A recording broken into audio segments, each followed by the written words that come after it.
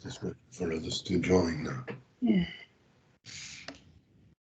Okay, good morning, everyone. Good morning. Good morning. My name's David Lewis. I'll be chairing this meeting this morning. Before we start, we've got to go through the procedure for the meeting today. So if you bear with me a couple of minutes. Can I welcome all members and officers to this meeting of the Licensing Act 2003 subcommittee, which, due to government advice to practice social distancing, will be held virtually. The open part of the meeting is being recorded and will be available via the Council's website to be viewed as soon as possible following this meeting. Everyone participating in the meeting will be accessing this meeting from remote locations. Please could everybody ensure that mobile phones are switched off or on silent mode. Members will have received an electronic copy of the agenda. I will ask officers to present a summary of the key points. For the record, the agenda can be viewed on the Council's website. Members, officers and other participants will be speaking at various points during the meeting, and those speaking may switch their cameras on at that point. But I would ask that, with the exception of myself as chairperson, at all other times you keep your cameras and microphones switched off, as this will help to minimize any background noise and interference. If any member and officers wish to raise a point or question, they may press the hands up icon on the screen at the top right-hand side of the Microsoft Teams window, and I will come to you in order. Please do not use your microphone until I invite you to do so. Please also do not use the chat button, as on Teams we cannot clear any text on the meeting recording. Officers from Democratic Services will be supporting the meeting and will be monitoring the use of microphones throughout the meeting, and where necessary will mute those not being used. Before we formally commence, I will ask the officer from Democratic Services to announce the names of the councillors in attendance. I would also ask the officers and any of the speakers to introduce themselves as and when I invite them to speak during the course of the meeting. They too should ensure microphones and cameras are switched off when not in use. With that, I hand you over to Democratic Services Officer to announce the members. Hello. Thank you. My name's Julie Ellens. I'm the Democratic Services Officer. Today we have in attendance the Chairperson, Councillor David Lewis, Councillor Annie Alcacella and Councillor Julia Williams. Thank you very much. With that, we go into the agenda. Number one, apologies for absence. There are none. Number two, declarations of interest. No. So with that, we go on to number three, Licensing Act 2003, Section 34, Variation of Premises Licence. With that, I hand you over to the Senior Licensing Officer, Yvonne Richard. Thank you.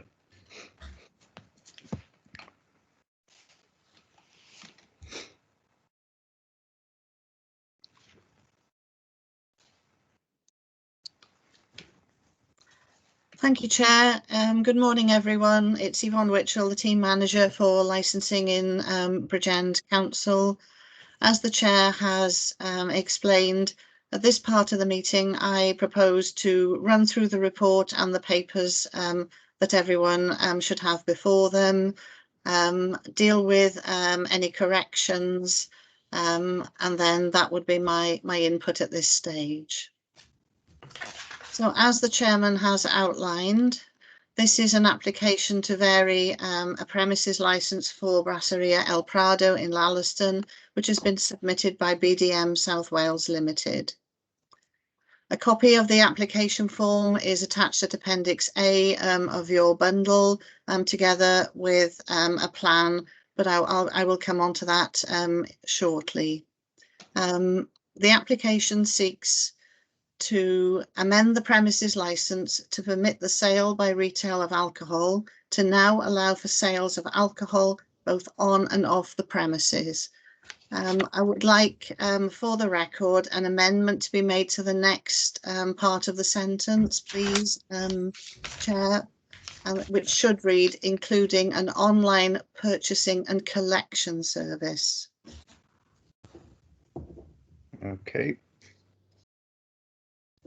Further, the application seeks to extend the area for licensable activities to include a room on the first floor of the premises, extend the area of the premises to include external seating areas, to remove the embedded restrictions currently applying to the premises licence, to add a period for drinking up time of 30 minutes on all timings on the licence, but not otherwise extend the hours for licensable activities, and to add a condition that the operation of external areas will cease at 2200 hours daily. Members and attendees at the meeting, I would like to make you aware that this report is prepared in advance of send out, and no doubt the applicant's representative will run through any amendments or developments that have taken place since this report was written. Within your report, we just briefly summarise the existing times that the premises licence authorises for the carrying out of licensable activities, which remain the same. Those activities are the supply of alcohol, live music and recorded music. We also, within your report, outline the existing embedded restrictions, which the application seeks to remove. And these restrictions were a legacy of the Licensing Act 1964, which were carried over to this premises licence when it was converted on the implementation of the Licensing Act 2003. And again, no doubt the applicant's representative will explain the purpose of the application and these particular conditions. Within the Appendix A, there is a copy of the application insofar as it relates to the variation, and you will see at section M, boxes A to E on the application form, the measures that the applicant has offered to mitigate the licensing objectives. As part of the consultation process, relevant representations have been received from residents, copies of which are set out within your report. And in addition, there has been a representation from shared regulatory services. So you will see appendices B to E as well within your bundle, and that's the person submitting representations. Obviously, some of their details have been withheld from the public report, but the names of those persons making representations are at appendices C to E. The application has been advertised in accordance with the regulations governing the Licensing Act, the applicant having restarted the period of consultation in respect of the display of the site notice, but I can also confirm that the prescribed website and press notices were also restarted accordingly to allow for the 28-day period of notice. As I indicated earlier, none of the representations has been withdrawn, and therefore a full hearing of this application is required. I have included, members, a note in respect of some of the questions raised by the residents within your report at paragraph 4.5. I think these are self-explanatory, but I'd be happy to answer any questions on this point shortly. And I would also confirm that in accordance with the regulations, the applicant made a request for certain photographs and a plan to be tabled at the meeting today, and these have been circulated in advance of the meeting. That being the case, I don't believe there is anything more at the moment I can add, but I would be happy to take questions if required. Okay, has anybody got any questions at the moment, please? No, In that case, then we will continue with, first of all, we'll hear the applicant's case, and then once he has finished, then obviously anybody can ask questions then of the applicant. So with that, may I introduce the applicant to put forward the case, please? So good morning. My name is Matthew Phipps. I'm the solicitor for the applicant. So I will be doing the explanation of the application this morning. You will also see that Geraint Johns is on this call, GJ on the initials at the bottom. And when we come to the noise context in which this application is considered, which is all right, I popped onto mute for some unknown reason, sorry. When we come to consider the noise element, I'll be turning to him in due course. So this is an application for El Prado. Some of the residential suggestions seem to invite the conclusion that the business is making a sea change in its approach from a smart brasserie restaurant business with reference to, I think, televised sport and that sort of thing. I don't know where that's come from, but that's respectfully, that's simply wrong. It's not a pub. It doesn't have TVs. It won't be doing sport. This business is owned and operated by the Martinez family, and Nathaniel Martinez is on this call, and in due course, if you have questions, he may be able to assist. They operate what I would describe as brasserie premises, predominantly food and meat premises, where the food is very much at the center of the offer. As Yvonne has kindly explained, we did provide a couple of photographs for committee members to consider, both of the function room, but the one of particular note in the context of what I'm talking about now is the meat and fish counter, the menu, if you will, a photograph from one of their other businesses, which would be perfectly anticipated to be what you might expect to see here. It is a top quality offer, food to an exceptional standard. There are also some photographs of the outside area, and they show the furnishings and the seats and so forth that give you a steer on what you might expect. Nathaniel is taking the business forward. He has invested significantly in this business. It's a business that the Martinez family ran for a number of years. Then it was managed and run by someone else for, I think, about 20 years. And he has taken it back now within his estate and wants, in its simplest form, to return it to its former glories. Which we say this application will help support and deliver. And we make no apology for that. We make no apology for saying that we're going to be wanting to have a successful business.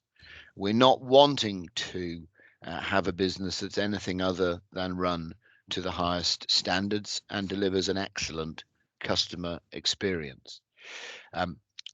So the variation elements, as Yvonne has pointed out, are set out in your agenda, Chair, and they are at paragraph 3.2 on page 3 of the agenda. And if I may, I'm going to take you through the parts that I say, I appreciate others may say differently, the parts that I say are not contentious and needn't really detain us today. So first of all, there is a request to amend the license to permit off sales, effectively, in furtherance of a development of many, I would say thousands, but certainly hundreds of restaurant business up and down the country, where eat at home collection services have been a feature of the last 15 months. The very fact we're on a Teams call tells you all you need to know about the context, the pandemic context in which we find ourselves. a lot of restaurant businesses have had effectively a home collection service where you come to the restaurant and you take the food that you're going to enjoy home. We want to include alcohol within that. We don't need, respectfully, anybody's permission for the food, but if people would like to have a bottle of wine to take home with their steak, then we would like that to be part of the feature that's proposed here. I don't take it that anybody actually has concerns about that. I appreciate there were concerns, I think, about delivery, but that, respectfully, that seems to be a typo within the report. That isn't any part of the application. The second thing is we would like to have a first floor function or private room. There's a photograph of that provided with a large round dining table, and we don't take it that anybody really objects to that. And again, if I'm wrong on that, well, we'll hear from them, but candidly, I don't see anybody could or would object to that part. We then have the request, not following the chronological order on page 3, we then have the request to remove the embedded conditions that apply to the premises licenses. I think Yvonne very fairly set it out. Those were conditions carried over from the 1964 Licensing Act. The very fact I'm saying the words 1964 probably tells you all you need to know about the legitimacy of those conditions now, and so we invite you to allow the removal of those conditions. One of them, as an example, is about water, and you'll be aware that a mandatory condition attaches to all premises licenses, so every premises effectively has that condition imposed upon it. We'd also like to add 30 minutes drinking up time to the license. It seems a quirk that there isn't. Well, I call it drinking up time, forgive me. It's probably meant to be in the Licensing Act called a wind down period, but I think you'll know what I mean when I say drinking up time. And we say that that's a perfectly legitimate expectation for the business and would be commonplace across, well, practically every business in the country. But what we then turn to, which is the particularly contentious part, is the use and occupation of the outside area. And that in significant part is really why we're all here today. We say that we'd like it. Others say that they don't want us to have it. So I will just spend a little time on that particular point, please. And then, of course, I'm just going to turn to Geraint to assist with the noise context. So I hear what Yvonne says about the reason for an application not being a particular point of consideration for committee, but context is a significant point, and it would be wrong of me not to flag that the coronavirus pandemic is a prism through which you can understand this application. This sort of application didn't really exist, if you will. Sorry, there's someone in the lobby that's just popped out. Thank you. This sort of thing didn't really exist, and what we're seeking to do is to allow, as per a plan that has been submitted, an amended plan to that was first submitted. We're seeking to have a permission for an outside space to the front of the premises to allow for up to 18 customers to occupy seats in that space.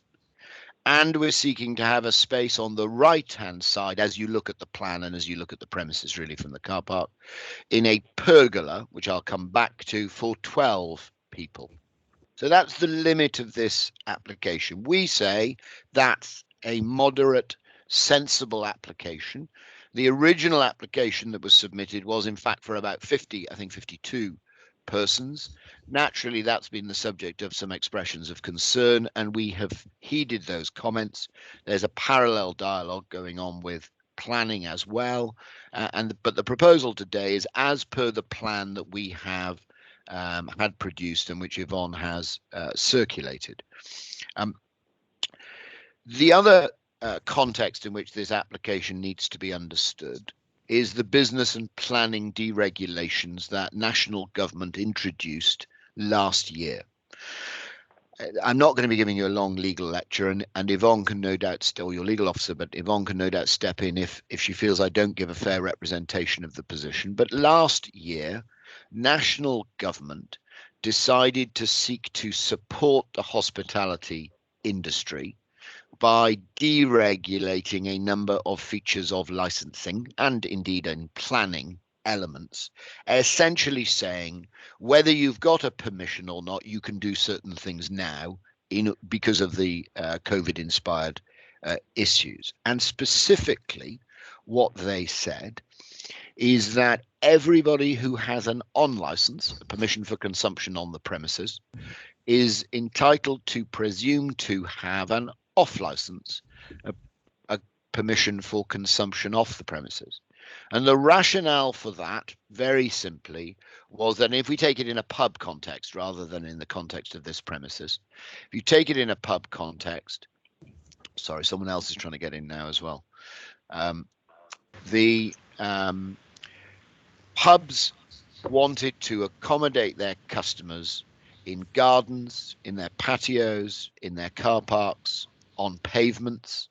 And so whether it's an irony or not, the context in which this whole application is brought before you is that the permission to have people outside these premises, national government has already given us.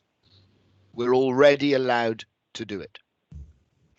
But it's also fair to flag that there is a sunset clause on the permission that national government has given.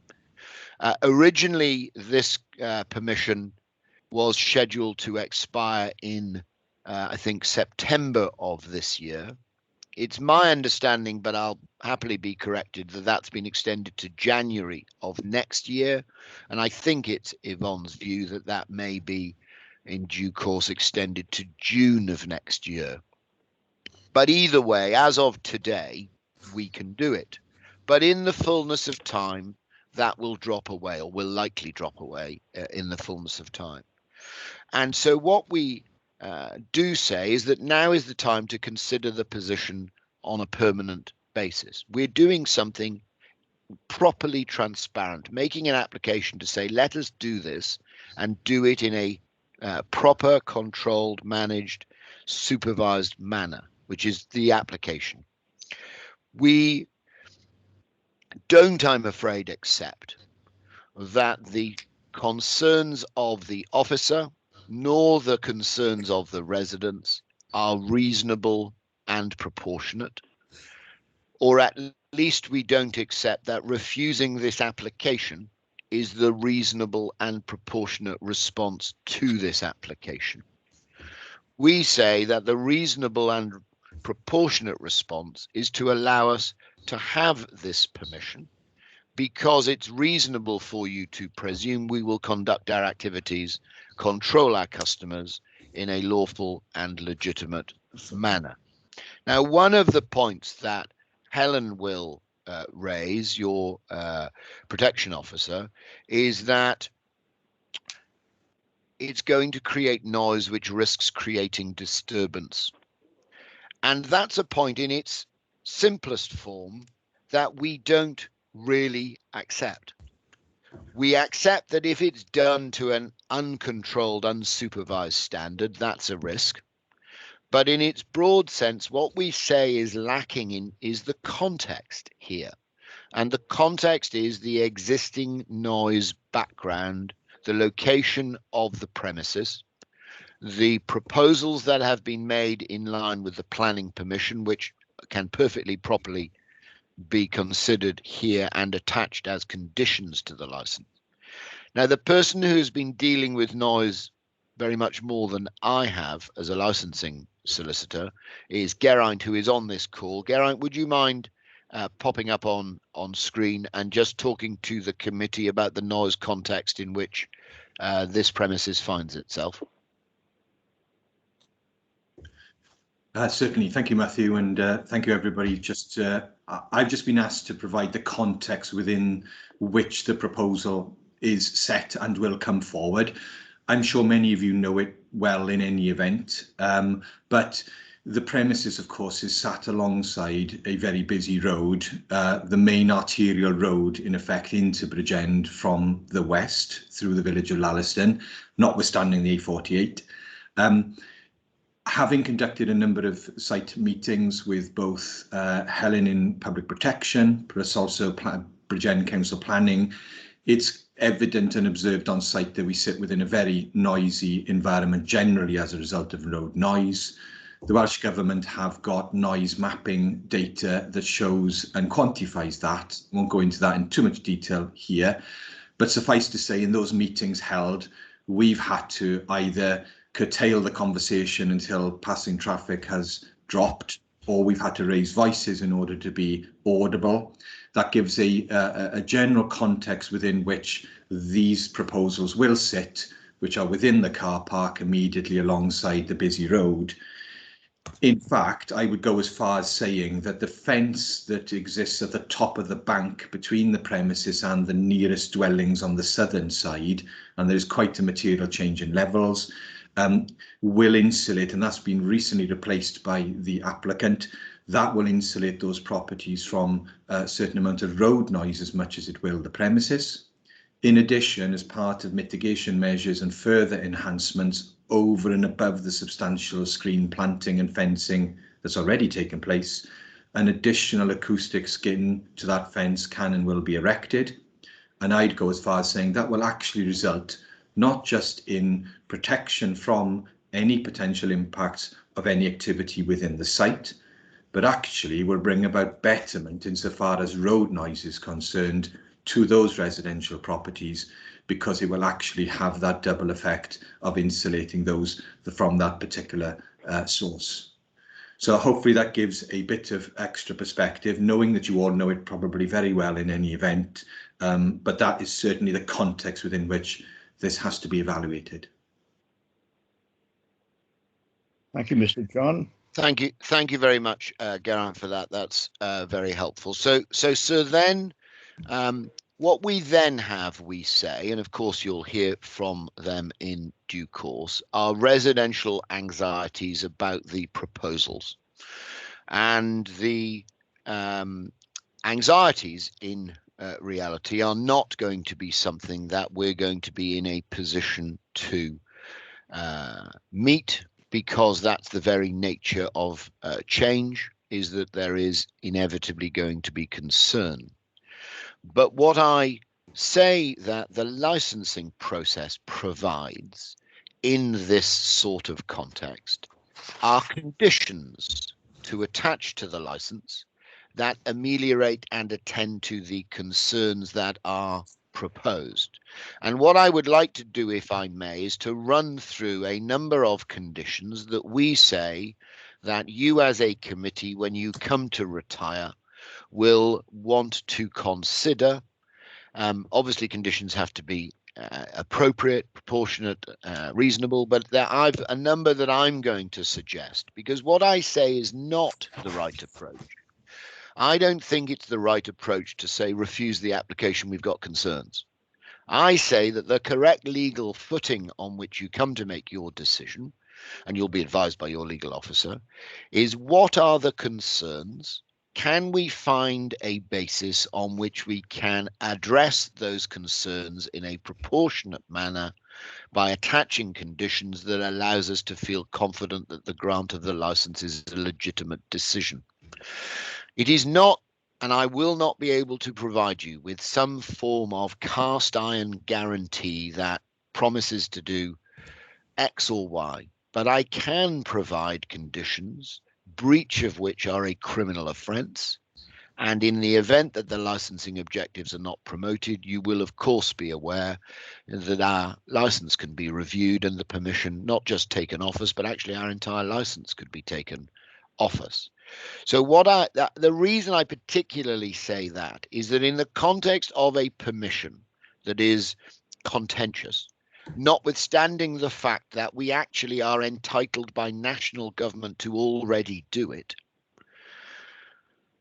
we're having us in the fold, having us controlled, having your enforcement officers engaged, having your compliance teams engaged is a much better approach than just allowing us to go on and get on with it. So let me, if I might, just take you through those conditions. And in terms of the wording, sir, what I'm going to do is raise them as topics and slightly canter through them. I have actually provided Yvonne with some specific wording, but that's candidly much more a matter for you. It's not for me to be too prescriptive about the conditions. You may have particular conditions you favour, you may not. So let me just run you through, if I may, these. And what I say about these. Yeah. Sorry to interrupt. Could I stop Not there at a all. moment? Yvonne wishes to say something. Sorry, yes, of course. Yeah, sorry. Just for clarification, then, Mr. Phipps, you're going to just run through them. I have circulated. It's up to you. Do you want to verbally run through them at this stage? Yes, please. I think that I'll just talk to them, if I may, Okay. and then in due course the committee may want to consider them, and they may, want to look at the specifics and the wording. But I think what I'd like to do is almost raise them as topics of consideration for the committee when they come to retire later, rather than to be too prescriptive about them, if that makes sense. Okay. And carry on, please, Mr. Phipps. Thank you, Chair. Thank you for that. Let me just, forgive me for just get them up in front of my screen. So, so first of all, we suggest that all customers outside being seated and the license conditions saying as much is a very good starting point, which attends to many concerns. I appreciate that this sounds a little nuanced, but the reason I've specifically said customers is that if you're then walking to or from the premises in the outside area, if you've come in your car, if you're a local resident and you've walked to the business, you're perfectly entitled to walk to and from the premises. It's those customers in the areas that are specifically on the plan, and probably obviously because it's inherent in what I've said, but the plan that I've proposed, I suggest, is the plan that discloses those outside areas. You'll see if you have the plan in front of you, you'll see that there's a little bit of space behind where we've set the seats out in the front area. 2 points to make about that. First of all, we're not occupying that space with anything at all, no customers. But of course, this pandemic, whether it's 2 meters or 1 meter with mitigation or whatever it might be in the context of how furniture is to be laid out, we have to provide sufficient space that we meet the regulations that may come back to, well, are currently in position and may, for all I know, extend through the rest of the summer.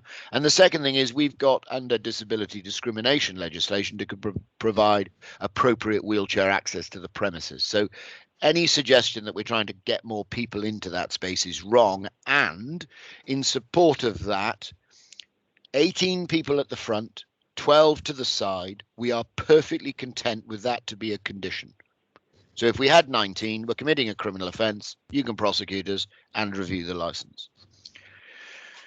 The front outside area, we would like that to be, or we would be content to have that restricted for customer use to 9:30 p.m. If you look back at the original agenda, and I think page 3 of that agenda, bullet point, paragraph 3.2, you'll see that we asked for the external areas to cease at 10 p.m. We do ask for the pergola space to the right to cease at 10 p.m, but the front space will happily curtail at 9:30. The one observation that I'd make is that we would seek a permission to allow smokers to occupy the space after 9:30 p.m. Now, the point has been raised in discussions that we've had about that, and what none of us want is to have a space as though we were a pub where lots of smokers would be out there late at night. And so we, in support of that proposition, we propose a further condition that no drinks or food be allowed outside the front after 9:30 as well. So if you are a smoker, you can go out there after 9:30, but not with your drink. And we all know that if you don't have your drink, you've no reason to be out there other than to have your cigarette. No music outside. some concern and articulation of concern about music. We would have liked to have had some background music. That's been a point of concern. We're happy to condition the license so that there's no mood type music. The lighting to be properly controlled, some expression of concern that the lighting doesn't unreasonably intrude into neighbours, and setting up a system and engaging with your officers, perfectly fine. Contact details, a phone number for management on site to be made permanently available to neighbours, perfectly good condition, so that neighbours who may have concerns about the operation have immediate line into the premises to raise their concerns. CCTV system to be installed, and that to cover the outside area. We say that's a good idea, a good condition. Forgive me for saying so, keeps us honest, but also allows your officers, if there is criticism or complaint, to come along and find out whether those criticisms or complaints are legitimate. Staff to be trained. Obviously, we would be training our staff to a high standard across a variety of issues, so that would include underage sales. But in the context of this application, I suggest that we have a specific condition that talks about their being trained in operating procedures. Primarily, what I'm really talking about is control of and management of the outside space and customers, and that training can be retained on site and provided to officers upon request. We should have prominent, clear and legible notices displayed at all exits, requesting the public and customers respect the needs of local residents, leave the premises and area quietly. Customers should be directly encouraged to be respectful and to leave quietly by management, and management should, where appropriate, specifically monitor patrons leaving at closing time. A noise management plan could perfectly encapsulate a number, if not all, of these points, and that's something that we'd propose to draw up within 21 days, if you're minded to grant the license, so that that would be the basis where we capture all of this material. The designated premises supervisor, the DPS, or the responsible member of staff to have imposed upon them a condition that they undertake physical checks of this outside area regularly, and they need, in doing those checks, to be monitoring the behavior of customers, and the behavior includes the volume at which they're speaking, the language that they're using, the way in which they're engaging with their friends and family when they're in attendance. We also need to be checking for empty glasses, for litter, making sure that the area is in good order. We need to make sure that there's no delay to these periods and timings. We need to make sure that we're monitoring and supervising those who may be having a cigarette or smoking, so that the sensitivities of residents is respected. And we need to be reinforcing that when we're speaking to our customers effectively all the time, because the context in which the premises sits is that there are residents in close proximity to us, of course, as there are many, many premises around the country, and those premises have external areas that are more extensive today than they were 2 years ago. And there, candidly, is nothing wrong with that. That's the fundamental point on which this case turns, really. Is there something wrong with what we're proposing? And we say, no, there isn't. This is perfectly legitimate. And in support of that, I say the very fact that the national government has said that everyone can do it, because that's going to support businesses to survive. It's going to support social distancing. It's supporting hospitality businesses' contribution to ensure that the virus isn't transmitted. We say that all of that falls in our favour. And it may be said, oh, well, that's not the licensing objectives. Licensing objectives we're really concerned with today is public nuisance. because it doesn't seem the other licensing objectives are really engaged.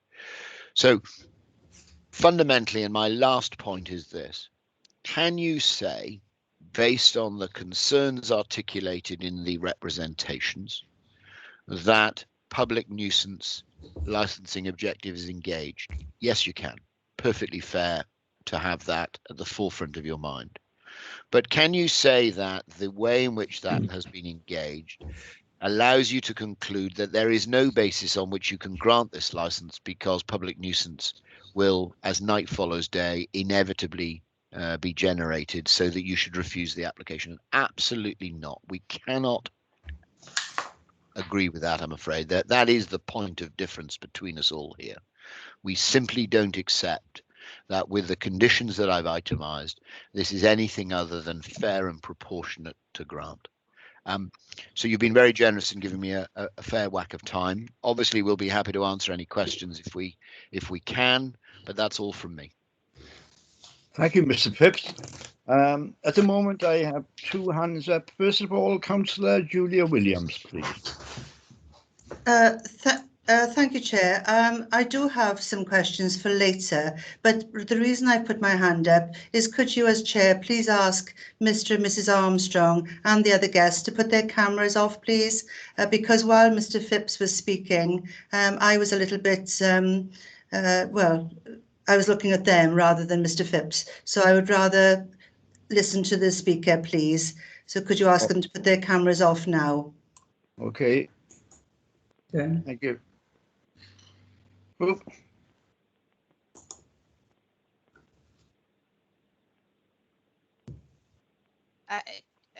Chair, of course, they put their cameras on when they're asking their questions, and then turn them off again. Right. Something's happened to the screen. I think Mr. and Mrs. Armstrong have got a question, Chair. I can't see anybody on screen at the moment. I can hear people, but I can't see anything. Julie, can you assist, please? Or Mike, sorry. Right. We can see you, Councillor Lewis. Let's just check. Yeah, I can see you. And we can hear you, but you can't see anything at all, can you? That's all I've got in front of me is a blue screen with the Bridgend Council logo on. Right. Can you come out of the meeting and come back in again, and hopefully that'll clear it. Okay. Okay, can everybody just hold, please, till the chair comes in, leaves the meeting and comes back? Can I just ask a question? Not until the chair leaves the meeting and comes back, and then the chair will take questions from everyone. It's just we're losing internet all the time.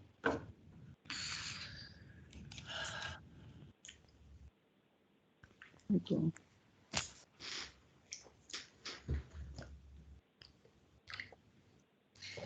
Chair, are you leaving yet?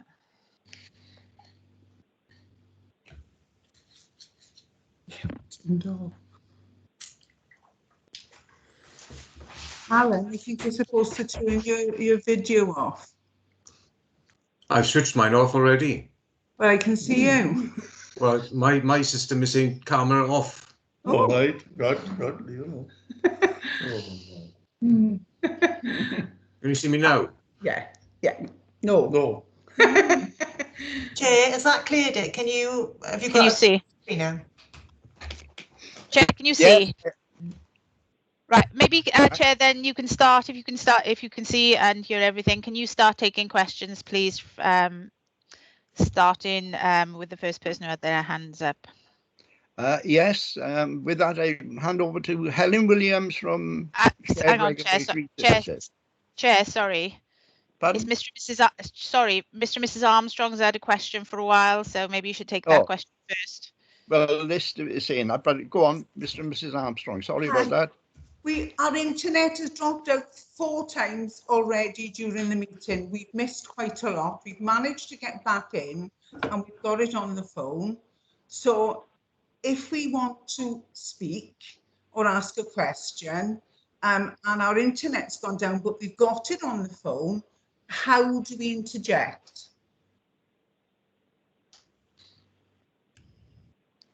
Mike, could you explain, please?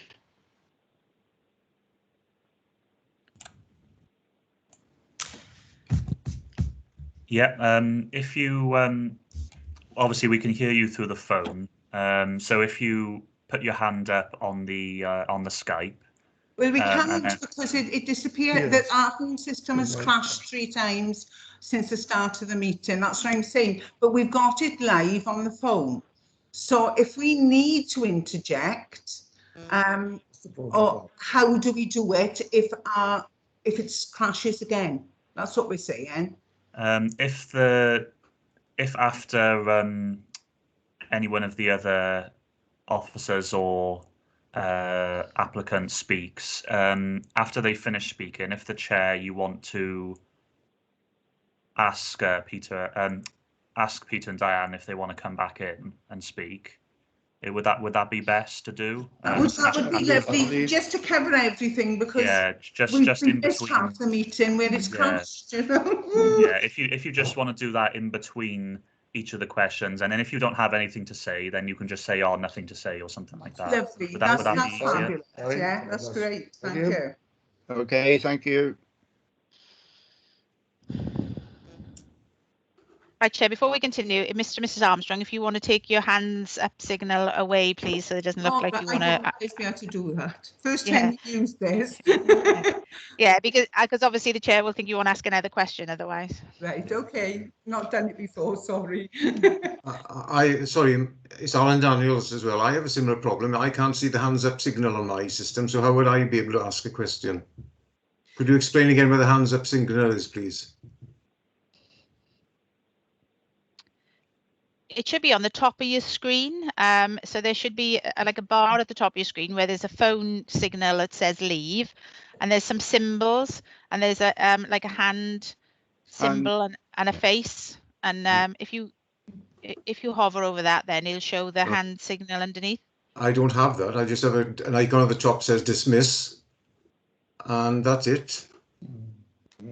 Okay, so Chair, can I suggest after each presentation that you individually ask the objectors whether they got any questions? Yes, I will do that. Okay, so that's the way around that then.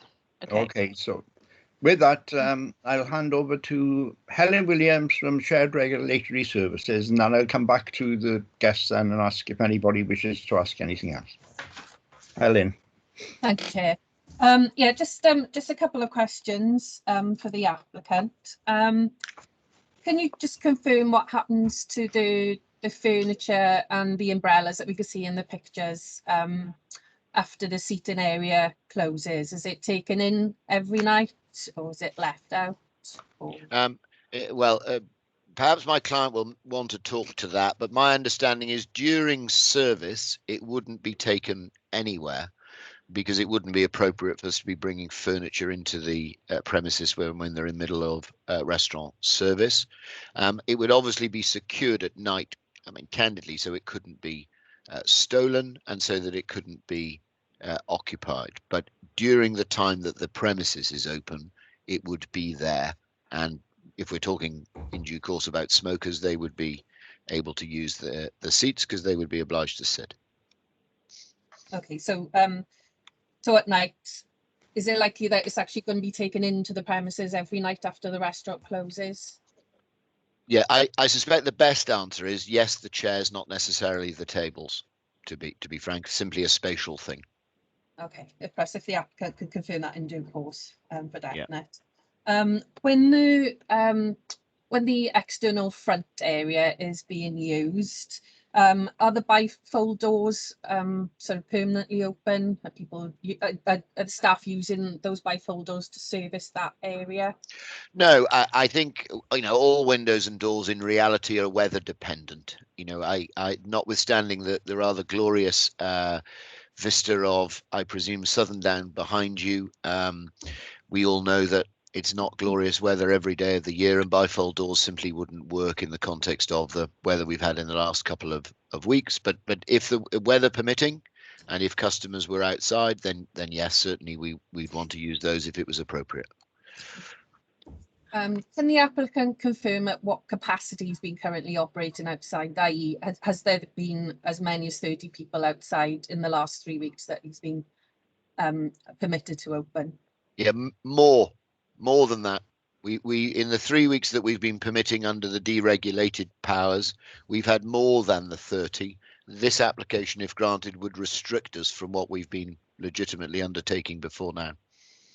Okay, is that sort of on most nights he's had 30 or No, look, inevitably these things are very dependent. You know, if you ask any restaurateur, any publican, you know, you would expect to be broadly busier on a Friday and a Saturday, perhaps a Sunday lunch, than you would on a Monday.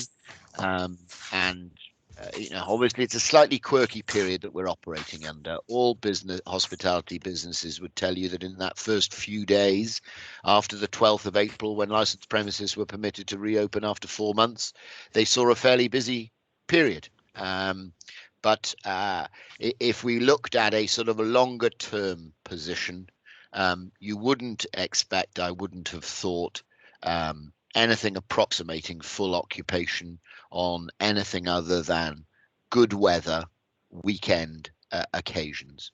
Obviously, and you know, it's unknown, I suppose, is the only honest answer. I can't tell you, it'll be this on a Thursday and this on a Friday, but that would be my instinct. Okay, and sorry, last question. In the same way that you obviously we can't say that noise will definitely be inevitable every night. Can you guarantee that noise won't be an issue? You can guarantee that you'll put in as many controls as you can to try and minimize the noise, but obviously you're not in a position to guarantee there won't be any noise. No, that's right. I'm not in any position to guarantee it at all. But of course, what's important for the committee, nobody can guarantee anything. No part of the licensing committee's discretion seeks a guarantee. If you wanted a guarantee, no licensed premises would be permitted to trade anywhere in the country. That's not the legal test. And so respectfully, that's irrelevant. But it would be completely false of me to guarantee anything. But nor do I need to, is the point. What's reasonable, what's proportionate, what's likely, those are the considerations. And we say on that basis, granting the license with some sensible conditions is perfectly proper. Okay, thank you. I have no further questions at this stage. Thank you. Has anybody else got any questions, please? Hang on, yes. I have one. The plans that have been submitted are subject to a planning application. So yes. Could I just Yeah, then and say sorry. a planning is a separate issue and that will be dealt with by planning. We're just here for the licensing aspect of it. I appreciate that, sir, but what I seek to clarify is that if any restrictions are put on by a planning application, i.e. hours or noise restraints, how will they then be adopted into the licensing application if the licensing application precedes the planning application? Chair, Right. do you want me to answer that? Yeah, yes, please, Andrea. Yeah.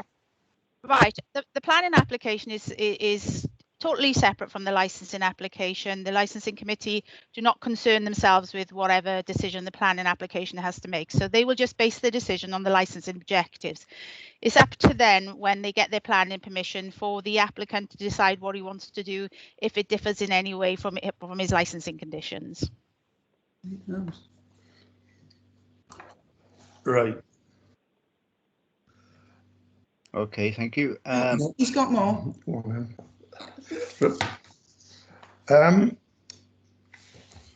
Please. Right.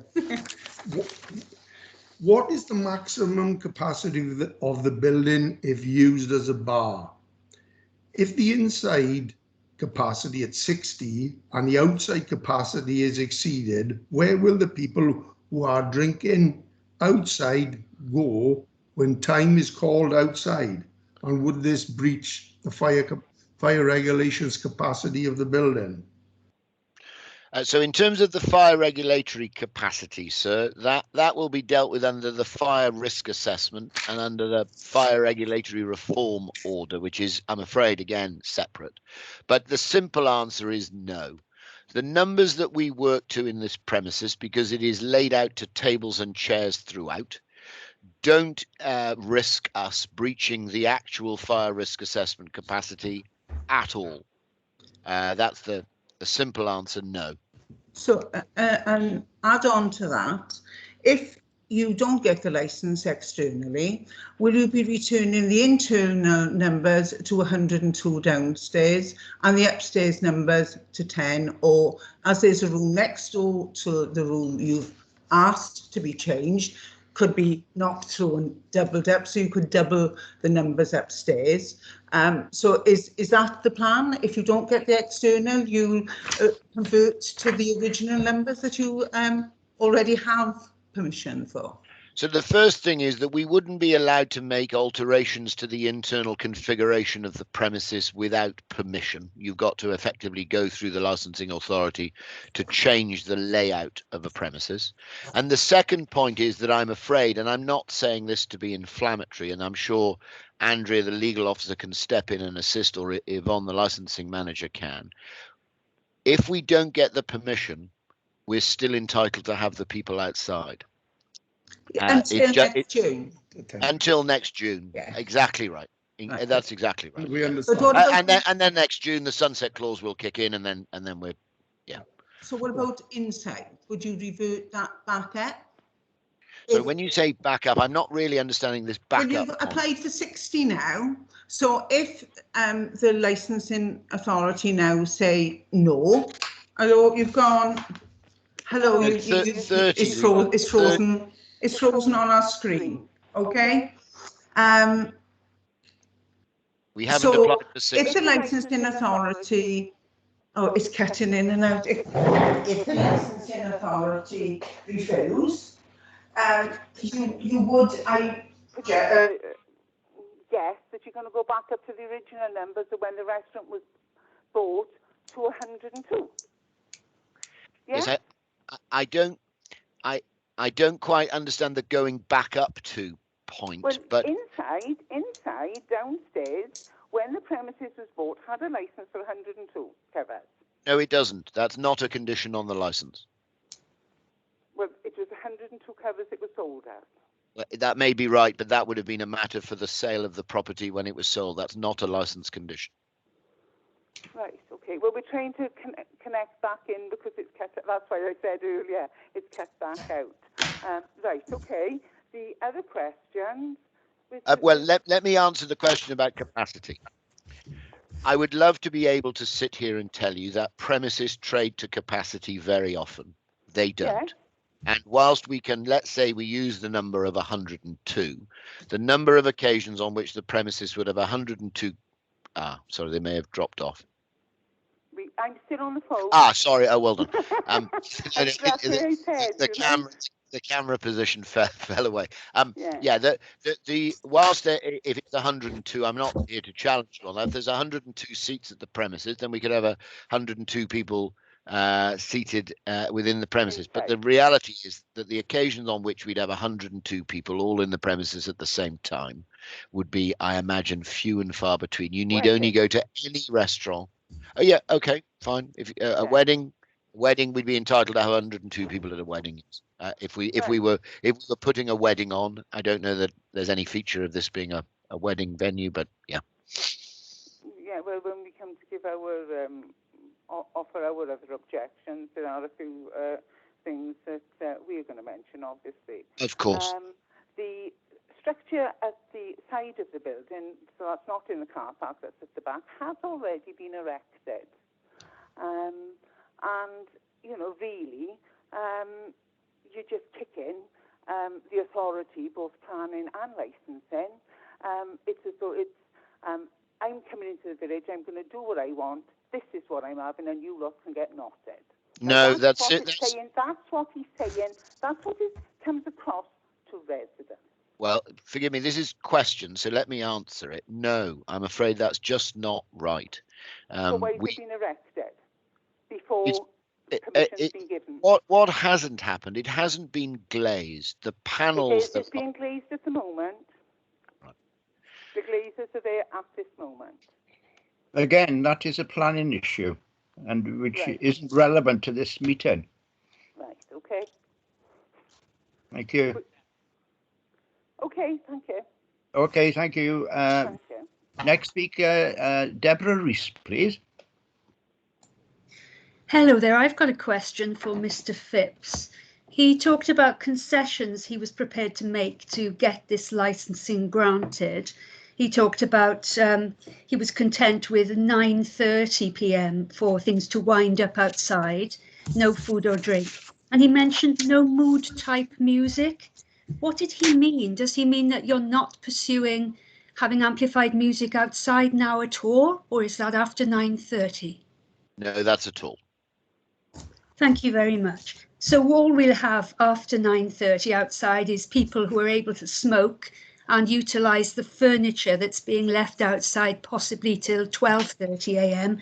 And as you said, because it's a noisy area and a busy road, these smokers will be able to just have loud conversations with each other, shouting to get over the noise of the traffic. So we'll just have that out there after 9:30 p.m. Is that right? I think we know I didn't say that. You may be saying that. No, That's no, not no. what I said. Sorry, what you said was it's a noisy road, and because you had meetings there and you had to raise your voices in order to be heard. Yes, that's right, we did. And what we were trying to do is explain the noise context in which this application and the residential amenity needs to be understood.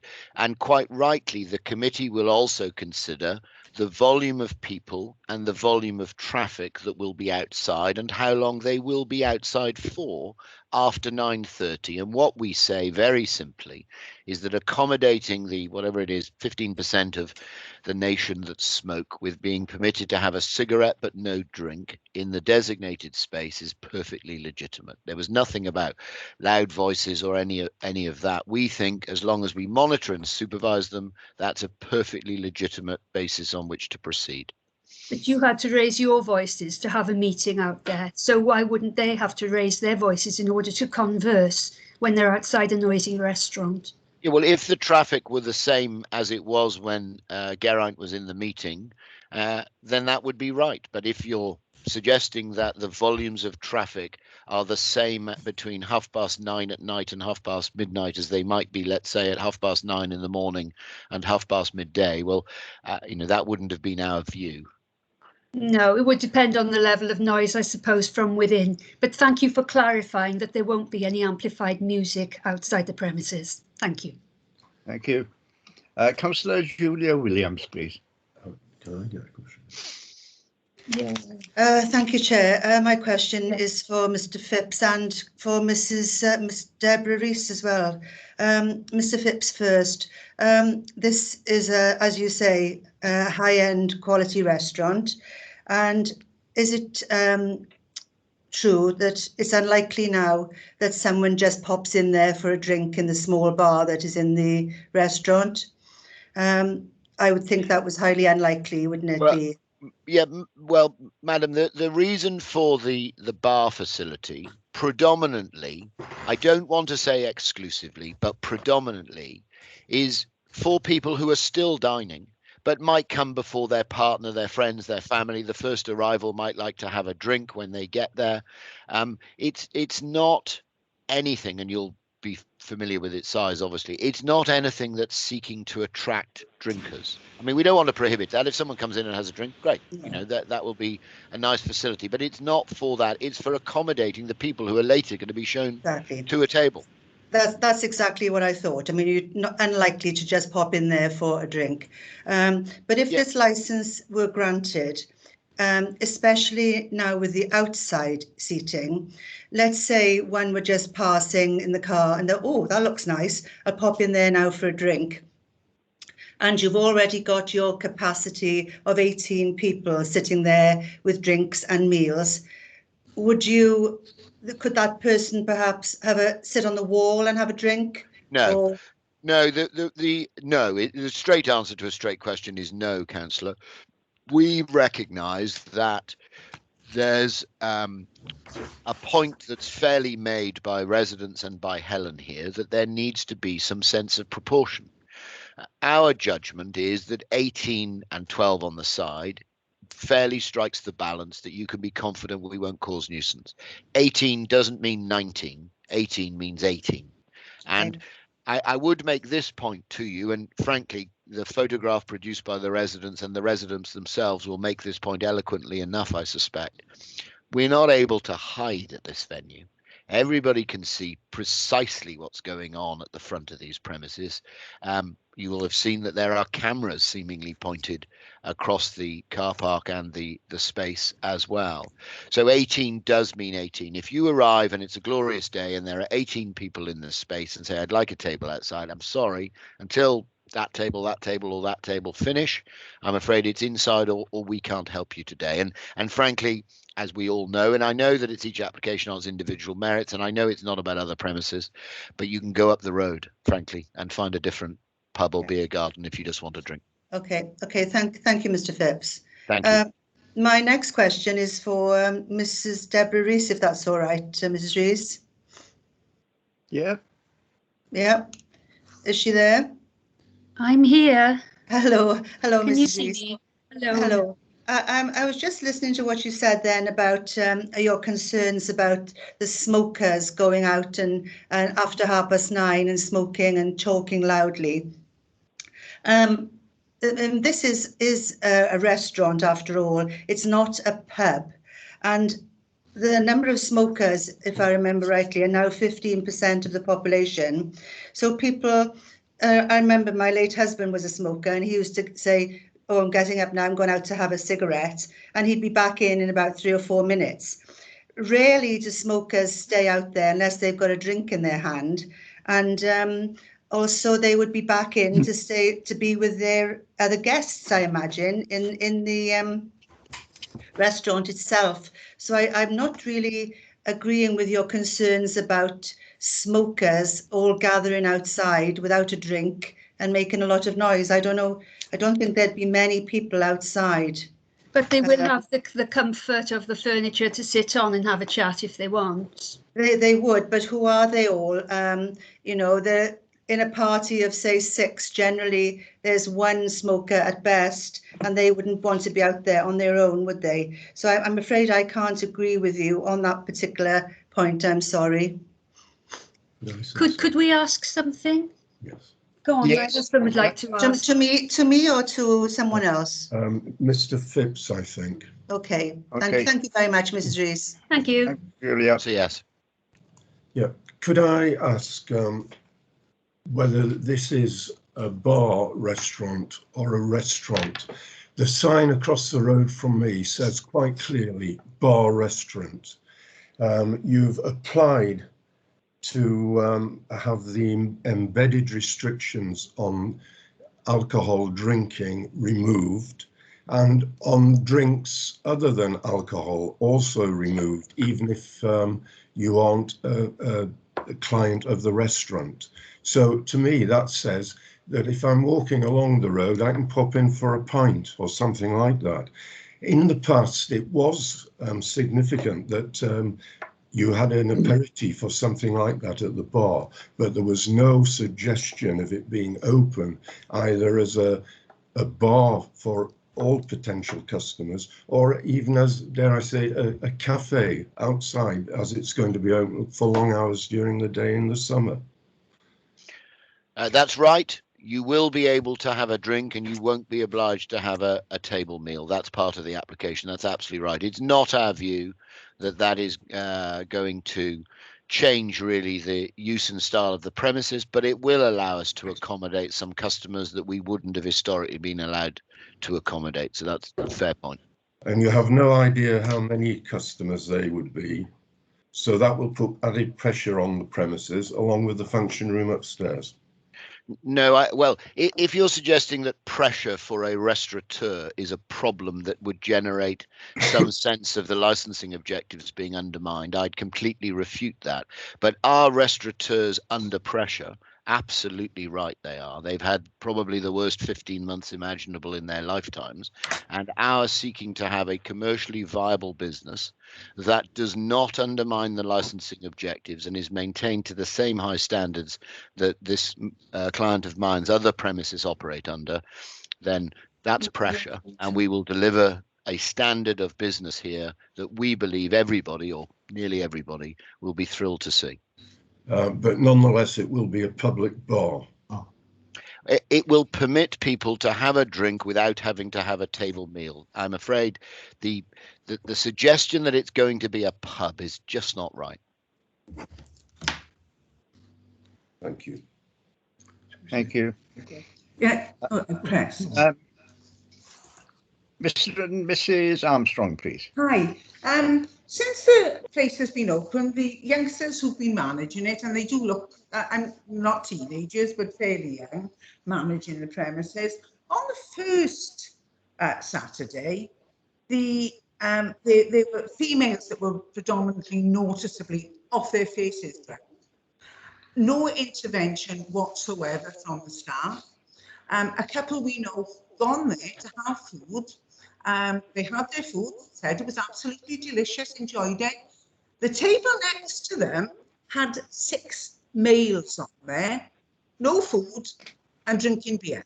Now, they haven't got a license for that, so they're in breach before we even start. And the smoking issue, if during the day all the seats are taken, where do you suppose the smokers are going to go? Because what has happened to date is that they come to the wall, the children coming from school, getting in their car, have been exposed to the smoke and the drinks, because it was absolutely appalling, the state of some of those women on the Friday, Saturday and Sunday. And it's you're saying that the management and the staff are going to manage them. If you've got 6 burly fellas and you've only got a couple of, you've got no chance. And they were acting completely inappropriately, and the people got up and left because of the bad behaviour. Now, we're having that now without full capacity, and it's not being managed. What do you say to that? Well, I'm sorry to hear that. That hasn't been my understanding of the position at all. I mean, I'm not saying that there's never a wrinkle in licensed premises. That would be nonsense. But it hasn't been my understanding that this has been anything other than well managed throughout the period that it's been able to trade since the 12th of April. You've been told fibs. You've been told fibs. We live directly opposite, and we've had to shut our windows because of the noise already. Twice. Not nice. And it's not nice listening to the drunks. But I want to know, if it's at full capacity, where are you going to the smokers now? Where are they going to go, apart from the wall, inflicting it on children, which the government are trying to stop? So the children are coming out of school, they're witnessing drunks, and they are having smoke blown all over them. I mean, I'm sorry, but that's a concern about licensed premises in its more general sense. It affects us. It affects us. Sorry, say again, forgive me, say that again. That affects us. Specifically. Yes, and it's for us to manage, and for us to make sure that we are managing our customers correctly. If people have, I didn't quite understand how the smokers were in proximity to children, but if there are... Because they were coming right up to the wall and smoking and facing outside, and the car parks, the parents park on the main road, and the children are coming past where the smokers are to get in their cars. They walk directly past it. Well, I mean, there's no other way of doing it. Well, it seems a point that we will certainly need to take away and make sure that smokers don't encroach on that wall part or don't move toward those children. I have to say I haven't quite understood the point, but we'll be very happy to take feedback on the operation of the premises more generally. I'm bound to say I don't quite understand how this sits in the context of this application, but there will be no issue with us making sure that we are better managing our smokers. If the suggestion is we haven't been, we're not immune to. No, well, then I take that point, and it's a point fairly made, and we will need to take that away and make sure we're on top of that. Okay. Okay, thank you. Thank you. Councillor Julia Williams. I noticed, Alan, your hand is up, so you'll be after the councillor. Thank you. Thank you, Chair. I'm sorry I keep butting in all the time, but I've got two more questions, one for Mr. Rees and one for Mrs. Armstrong. Mr. Rees, first, can you hear me, Mr. Rees? I hope so. Hello. Hello. I'm assuming you're Mr. Rees. I just got Deborah Rees on the screen. And Mr. Rees, you seem to be very, very worried that this restaurant is going to be suddenly turned into a bar stroke pub, encouraging drinkers rather than as a high-end eatery. But it's my understanding that even if that were the case, everybody, each drinker would have to be seated. So they still have to abide by the capacity numbers. There'd only be like 18 drinkers outside if they weren't eating. Is that correct, Mr. Phipps? Yes, Councillor, it is correct in terms, if I might call it this, of a worst case scenario. Yes. But I think in Miss Rees's own example, notwithstanding the fact her friends were disappointed by the conduct of the people, they themselves were eating. So it wasn't actually even 18. No. Obviously, I wasn't there, so I can't guess the numbers. But, you know, it would never, or I can see very limited circumstances in which it would ever be 18. And can I make this point? And I appreciate that the chair will rightly say, well, the commercial considerations are no real considerations of ours. But have a think about which customers you think we want to attract. Someone who's having 2 pints of lager, or someone who's having a pint of lager, half a bottle of red wine, steak and chips. You know, I hope that self-evidently you've a fairly clear idea of which ones we're interested in. I think Mr. Rees, if I understand you correctly, your concern is the very, very worst case scenario where 102 guests are just basically drinking and not eating. Well, the chances of that are incredibly slim, aren't they? That isn't my concern. My concern is that there is an area in there that is designated as a bar, and that means that people can walk in and out any time of the day that it's open and have a drink without eating. They can also have other drinks that are non-alcoholic without eating, which says to me it's a bit like a cafe as well. But they can do that up the road, can't they, in the pub up the road as well? They can do it in 3 other pubs. Yes, yes, yeah. But El Prado's got a bit of a cachet. If you had lived here for over 20 years, you would see there are many very respectable residents of this village who leave El Prado's at 2:30 on an afternoon, who are also very raucous, because once you have a drink, you get raucous, you get naughty. So I'm concerned that the nature of some of the customers will change, and that will be for the worse for noise, nuisance, and all the other things. Yes, the point. Okay, thank you, Mr. Rees. My next question is for Mrs. Armstrong, if that's all right. Yeah, that's fine. You were talking about the smokers and worried about the school children passing at 3 o'clock. Yes. And where would the smokers go from inside the restaurant if the outside of the restaurant is seated in full capacity? Is that right? Yes. Yeah. So smokers at the moment don't generally leave a restaurant and expect to go out and sit down, do they? You see them outside having a fag and just standing there. So the smokers from inside would probably walk outside when there's 18 people already eating, and they just have a cigarette and then go back in. But I'm a little bit concerned about who all these smokers are, because smoking is getting less and less, isn't it? And you seem to be suggesting that there's an awful lot of smokers in Lalliston. No. It's not the residents. A lot of the clients, customers, whatever you want to call them, clients come to the village. They don't live in the village. The majority of the clientele are from outside the village, are transported in either by car, taxi, van, bus, whatever, because we've had them all. The percentage of adult smokers currently, as I Googled, as lots of people do, is 17%, not 15%. Yeah. As far as the smokers are concerned, what we've had in the past, they come out to have a cigarette, so there's one who goes out, someone else goes out, they start, they may not be from the same table, they start chatting, they've had quite a few to drink, and it gets louder and louder and louder. So they don't just come in, have a fag and put it out. They have long conversations. Children will, in the past, I can't say for this one, although we have few children in the outside facility until close of bay with the bar. Not going in, obviously, but outside when people are eating. There are smokers there having long chats. We can hear that. We could hear every word. Smokers talking outside of the premises when the doors and everything to inside were shut, and you could hear what they were saying. There is another problem as well that brings smokers particularly to the zone, is that the mobile phone reception in this area is not particularly good.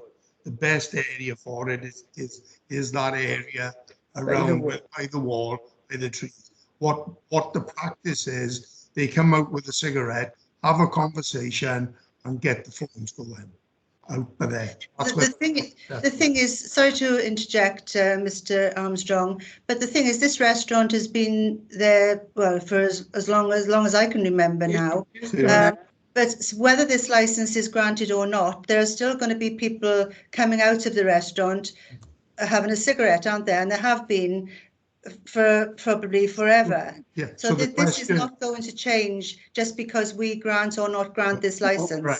But you can provide specific smoking designations, even a shed for them to go in, that will reduce noise, or even put them at the back, where Joe public this side and residents haven't got to listen to them, haven't got to watch them. They won't impact on children, but they don't seem to want to make any provision for that. The children are only passing once, aren't they, at 3 o'clock in the afternoon. And if we go into the parks and whatever with parents. Yeah. Right, the smoking zone used to be between the porch and where the seating area is now. They used to go over there to get out of cover and all that. That option obviously is now gone. So if you say within the plan, where is the smoking area? Where are you expecting people to go for a cigarette? Okay, thank you, Mr. Armstrong. Okay, Alan Guest. Sorry. Yes, thank you, Mr. Chairman.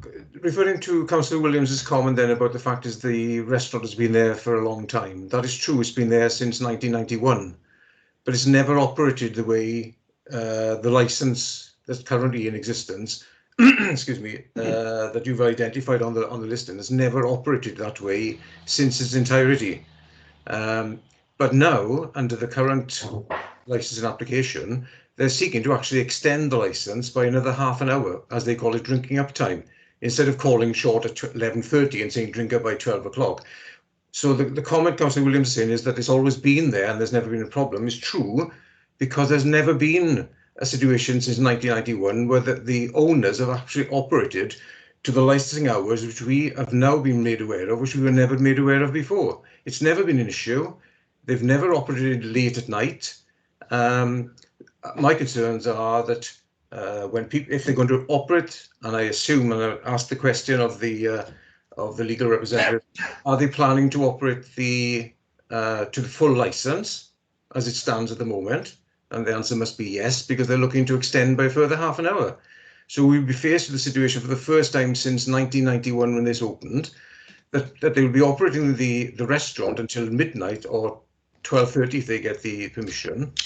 And one can only imagine the noise that will be permeated through whatever the case is. When people leave the restaurant, now they're noisy. When it's been in the last few years, it's noisy. When you hear cars starting, doors slamming, people waiting for up to half an hour for a taxi to arrive, I can assure you that the noise emanating from that car park is extreme.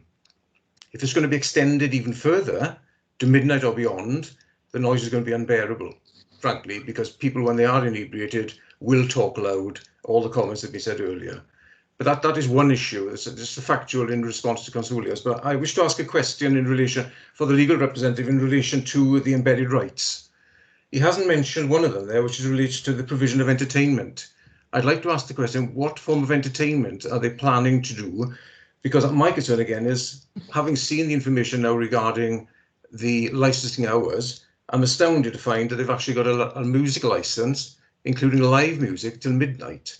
Again, I'm concerned because they've never ever operated live music in that restaurant since it's been opened in 1991. But to actually have an existing license potential until 12 o'clock, what is the intention if they're looking to remove the embedded rights? What is their intention regarding entertainment within the facility? Yes, so again, the legal advisor will correct me if I speak inappropriately. Every single licensed premises in the country has that has a license, which this premises does, has an automatic right to conduct recorded music and live music until 11 p.m. Correct. Provided that the capacity of the premises is less than 500. Correct. So I'm afraid there's no reason to suspect there'll be any change of policy or procedure. The fact that their permission has been in existence for years and years doesn't generate the conclusion that there's a change of policy there. The point about removing the embedded restrictions from the 1964 Licensing Act is that they're just that, from the 1964 Licensing Act. And the restrictions that government considered to be appropriate in the middle 60s aren't appropriate 55 years or 50, whatever it is, 55 years later. That's the point. There's no attempt to create a live music venue if that's what's later going to be suggested. Just as, and frankly, all the pubs up the road, all the pubs in Bridgend, all the pubs in Porthcawl, they all have the same permission. All the restaurants have the same permission. Hotels have the same permission, and they self-evidently don't conduct live music anything other than infrequently, unless they're a live music venue. Obviously that would be silly for you to say. I accepted you just saying that, but the fact is that all the other venues you're referring to, including those local to Larliston, have the 11 o'clock licensing restriction on live music. But this particular premises, unbeknown to any of us, has a live music until midnight. That's right, but the point I'm trying to make, sir, is that lots of premises have permissions that they don't utilise. That's just an historic part of where we are. I'd respectfully suggest you could take massive comfort from the fact that there's been this permission that hasn't been utilised, because that's the point, and it touches on the point the councillor made earlier in one of her questions. One couldn't and shouldn't presume that the worst will always happen. If we take, if I might, the earlier preliminary question about the drinking uptime period, first of all, that's pretty standard practice. But is it really, I think it is being suggested that one can reasonably anticipate that these premises will now still be trading at midnight on a Monday, Tuesday, Wednesday, Thursday, Friday, Saturday, Sunday, 52 weeks of the year. That just isn't right. This is a commercial business.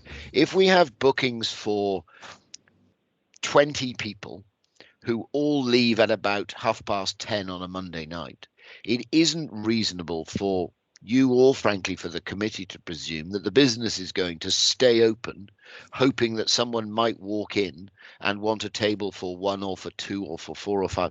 Reality is that premises flex their opening hours according to the commercial viability of the operation. So it may very well be something we'll take advantage on a Friday or a Saturday, or perhaps a bank holiday Sunday, that sort of thing. You probably would expect there would be more use of it during the Christmas period than in January. But it's offering this operation the ability to have some flexibility to trade in a modern manner. That's the point. I mean, if you take the live music point, we could have live music on, say, New Year's Eve. I don't know whether that would be objectionable to anyone, but you could imagine that might be a night. It isn't going to have live music on a Wednesday night in, August. It's no part of this application. That's what I wanted to ask the question, because if it's in there and it's looking to reduce an embedded condition, and the current license already allows live music and recording music up until midnight, what are you seeking to remove? What there are on the face of the premises license is reference to historic 1964 Act restrictions that have been held over, if you will, seemingly since 2005. So looking at the license, there are what's called mandatory conditions. And then the wording specifically says embedded right retained in respect to the provision of entertainment, etc. So and it goes on to say by not more than 1-2 performers, a combination of recorded music, sound, 1 or 2 live performers or karaoke. So we're just removing that historic wording. It doesn't actually give us anything more because of the deregulation of live music and recorded music under the Live Music Act of 2012. We've got the permission.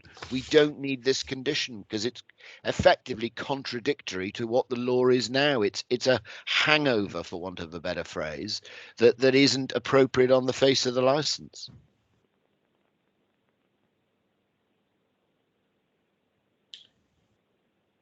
So you're quite categorically saying it's not the intention to actually expand the entertainment side of the Correct. But you're absolutely right, and that's right. There is an existing permission for, as you can see, live music. The deregulation of live music in the Live Music Act 2012 also permits us to conduct live and recorded music up to 11 p.m. to an audience of less than 500, and that's. Well, you will know yourself, that's not how licensed premises conduct themselves. They have the permission, but they don't utilize it. Well, our experience is, unfortunately, some who've had it actually abuse it, and we've had issues in the past. I'm not saying this particular venue. I'm not saying this particular venue because they've never had live music. But where other licenses in the village have licenses, they have abused it, and they've had to be taken to task on it. No, and I understand that, and I hope in my introductory comments, the fact that we can be taken to task if we abuse the trust effectively that we're inviting the committee to extend us, we know that. We are not under any illusion about that, and we recognize that. But what we say is that an anxiety in anticipation of a problem that doesn't exist, perhaps generated by problems that you've had from other licensed premises in the past, isn't the basis on which to refuse a reasonable application today. That's the bit that's between us, if you will.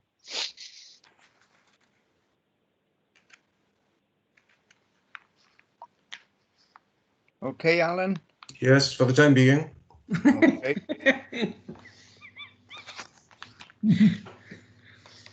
Mrs. Armstrong, you had your hand up. I can't see it now. No, I did. There was one question I did have with the noise, but I didn't know whether it was appropriate, but I will ask it. Taxis, what is the premises designed to accommodate taxi pickup? It's possible with the sale of the off license. It's to me, it's a click and collect. If somebody wants to buy a bottle of wine, they're either going to do it on the night or pre-do it. They'll either come themselves or perhaps even send a taxi to get it. I don't know, to save them drinking and driving. I don't know. But the problem arises with taxis. Now, I know it's a planning matter, but we know that that the car park is at capacity with the design that's proposed for us.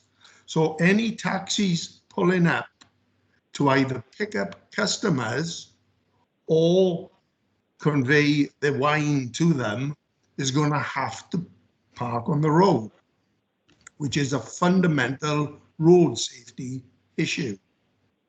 They're going to have to use the road, and that is a problem both for safety, for residents, and for the taxi driver themselves. So my question is, how are taxi arrivals and dispatch managed? So yes, look, I understand the question and I understand the preliminary comments, but I've got to go back to the point that I've made to you or perhaps other residents this morning. There's a doomsday scenario approach being adopted that respectfully isn't fair on the premises. We, like thousands of restaurants, because customers want it, and because it offers us a commercial opportunity, want to be able to allow people to have a bottle of wine if they have a cook or eat at home option with us. I know that the price point of the premises is no concern of the committees, but nobody's going to be using us as an off license. Really, respectfully, that just can't be right. They might order a bottle of Rioja with their steak, and we're welcome to that. But to perhaps create the sense in your question that we're going to have endless vehicle volumes turning up as though we're Majestic Wine Warehouse or something, that just isn't fair. We need to manage our arrivals, and that's absolutely fair and proper that you flag that. The people who park need to do so safely. I don't quite understand the nature of how this application effectively creates the sense that the parking problem that's anticipated will occur and will occur unsafely. We got to manage the business. I mean, that's nothing. I won't say it's nothing to do with this application, but I don't see that giving us a permission for alcohol to be added to the food collection part of the business, which is, let's not pretend, is a big part of the business. Adding a bottle of wine to that, I'm sorry, I just don't see the licensing objectives being undermined by that at all. Well, one problem I have with your response, my understanding is that the takeaway facility is temporary and it's not permanent. Once the COVID situation relaxes and we go back to full operation, then the takeaway facility lapses. It's classed as temporary relaxation with the government.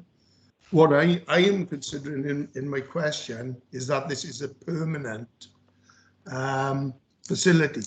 And we know full well that taxis pull up on the road because it's the shortest way in, and it adds to both the noise and the safety issue we have. So that's what I was looking to see how it was managed. And the number of parking spaces you have at least 6 cars for staff. The spaces that you've outlined are 30. The highways have actually said, no, it's 26. So you only have parking spaces for 20 cars. It doesn't matter how you draw them out. Officially, you've only got space for 26. Take the 6 down the bottom out for the staff, which leaves 20. So if you're having cover for 112 and you put 4 people in each car, you've still only got, and that's not how people arrive, because one couple will meet another couple and they bring cars or taxis. You haven't got enough parking now with 4 people in each car arriving. That's absolutely right. That's absolutely right. If you do again, I'm afraid, this doomsday scenario calculations, you're right, we don't. But I'm afraid that has nothing to do with this application. That is a complaint about the existence of licensed premises and a complaint about the lack of parking facilities in the UK. That's not what we're here to do today. What is it about? Sorry, respectfully, let me just finish. What is it about this application that allows the committee to conclude that the licensing objectives will be undermined and the public nuisance, crime and disorder, public safety, or protection of children from harm will be adversely impacted? And I'm really sorry, but I'm at a loss to understand that any of this could fairly be said to allow for that conclusion. Sorry. You've missed out the Human Rights Act and our rights under the Human Rights Act under Article 8. And we obviously want the licensing authority to take our benefit and our welfare into account when considering the application. And so do we. Just to be very clear, we are not here to try and seek to do anything that would be illegitimate and or that would cause public nuisance. But unfortunately, what's happening is that there is an approach, and it was best exemplified by the officer who said, how can you guarantee me? As though guarantee had anything to do with this process. We cannot offer a guarantee. We cannot talk about these extreme scenarios as though that's what this process is meant to do. We're not allowed to cause a public nuisance. We're not allowed to generate crime and disorder. We're not allowed to undermine the public safety objective. That's a given in this business. It's reasonable for the committee, we say, to look at this operation and look in the round and think, is this application going to generate these sort of problems? And sorry to repeat myself, the answer we say categorically is no. Well, that's not what we will experience. We can tell you that now. We've already had crime increase in the area, and when we come to give our part, that will all come out. But disagree with you entirely, obviously, because we don't want it, and so we are at opposites. But you can still be civil, you know. Of course, and I hope we are being civil. There is no intention to be rude. We are entirely respectful of the fact that you're going to present to the committee your side of the story and invite them to refuse the application. But I'm afraid you've got to understand that I'm not going to be saying, oh, okay, then refuse it. I'm here to say, don't do that, grant it. And that's the nature of a licensing committee. Okay, here. Right, thank you. Okay, Councillor Julia Williams. Thank you, Chair. This is a question to Mr Armstrong again, referring back to what he said before Mr Phipps spoke just now. If I've read my pack correctly, I think the applicant is seeking permission, licensing permission to sell wine with a takeout meal rather than just a taxi or a car pull up and have the meal. They can buy a bottle of wine to go with the meal. I must admit, Mr Armstrong, it did make me smile just now when you said about all these taxis turning up, just possibly turning up just to buy a bottle of wine. I mean, with the prices that El Prado charges, I would doubt that it will ever happen just to turn up for a 40 quid bottle of wine when you can buy one in the shop up the road in the Spa for £5.99. So I think that is, as Mr Phipps says, a doomsday scenario. But it did make me smile nevertheless. But anyway, thank you, Mr Armstrong. So can I come back with that? So why then are they seeking the online off-license part of it? If it's that expensive, it's not going to happen very often. Why doesn't he use that out of another building? And the other thing is, you've got to remember, is that this is a village. It's not a city. It's not a town, and it's not a seafront. This is a residential area. And it's going to have huge impact on residents. I wouldn't, you know, no one in their right sense would like 28 people, or however many are going to be in the front, 18 in the front, drunk. And let's get to it, because when it's nice weather and they finish eating their meals, they're not going to get straight in their car. They're going to go and sit outside if the ones outside have gone.